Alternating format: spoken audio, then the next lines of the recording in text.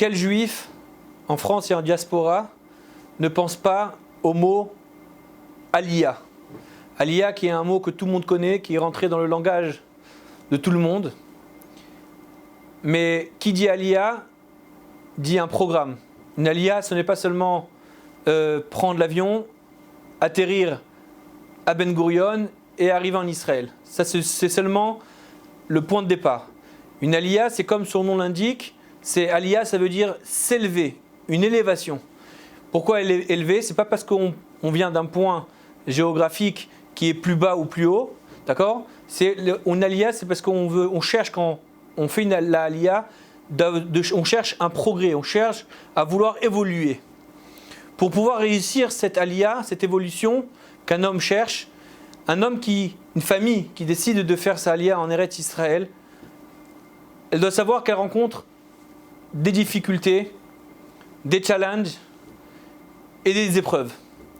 Alors dans cette vidéo, j'aimerais parler d'un point important dans la Aliyah, qui est celui de la communauté. Vous savez tous qu'en France, pour rester un bon juif, le juif a besoin d'avoir sa communauté, fréquenter une communauté pour pouvoir garder. On vit avec les non-juifs, les goyim, pour ne pas s'assimiler chas v'shalom avec eux. On a besoin de vivre cette vie de communauté qui nous garde, laquelle on se retrouve, pour certaines personnes tous les jours à la prière, pour certaines qui n'ont pas le temps de venir à la synagogue en semaine, le Shabbat, les fêtes, toutes les occasions du calendrier juif. Et c'est ça la vie de communauté qu'on a connue en France. Et c'est ce qui nous fait de garder notre judaïsme. Les gens peut-être ne se rendent pas compte de l'impact énorme que la communauté peut apporter pour quelqu'un.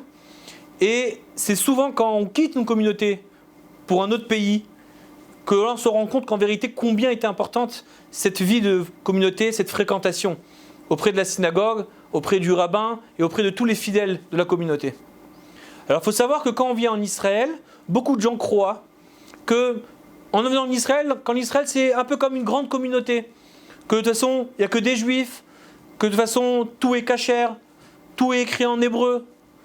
Mais plusieurs personnes qui ont fait la Aliyah, qui n'ont pas fait un choix d'une communauté, d'un quartier à l'intérieur de Jérusalem en l'occurrence, ou dans une autre ville d'Israël, et en arrivant ici, ne sont pas du tout attachés à une communauté.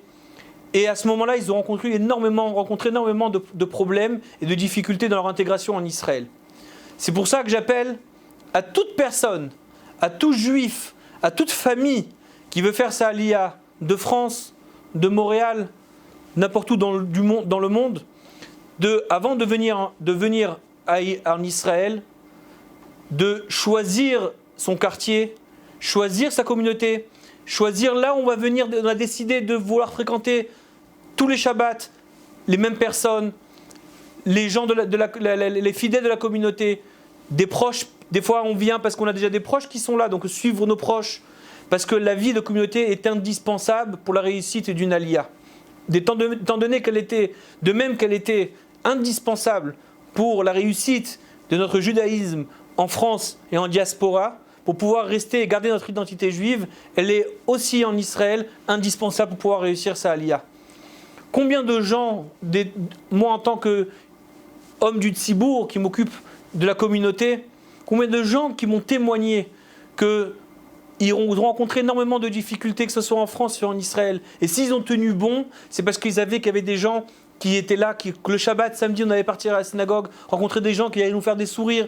On a rencontré une difficulté, une femme qui a accouché, et plusieurs personnes de la communauté qui viennent, qui se proposent de leur faire un repas pour la famille, de venir en aide, un peu du ménage à la maison, etc., etc. C'est un exemple parmi tant d'autres. Mais combien de gens qui, sans la communauté, se seraient déjà effondrés? Et grâce à cette vie de communauté, ils sont arrivés, Baruch Hashem, à tenir malgré des périodes des fois difficiles. Mais leur entourage les a encouragés, l'entourage leur a donné la force de pouvoir se battre et de continuer, parce qu'ils savaient qu'ils n'étaient pas seuls. Et ça, c'est l'importance de la vie de communauté. Alors, chers amis, je sais que tout le monde veut faire la Aliyah. D'accord? C'est quelque chose que... Attention, on ne fait pas la Aliyah pour faire la Aliyah. On ne fait pas la Aliyah pour fuir quelque chose, pour fuir la France ou pour fuir le Montréal, etc. On fait la Aliyah parce qu'on vient avec un objectif, avec une she'ifa de vouloir évoluer. Et pour pouvoir, une des réussites de cette évolution dans notre communauté ici en Israël, ou à Yerushalayim en l'occurrence, puisque je suis moi-même habitant de la ville de Jérusalem, pour pouvoir réussir cette aliyah, il faut absolument que vous choisissez avant de venir un endroit où vous allez être attaché, où vous allez rencontrer du monde tous les jours, le Shabbat, durant les fêtes de Hanouka, de Purim, de l'Akba Omer, des grandes vacances, etc.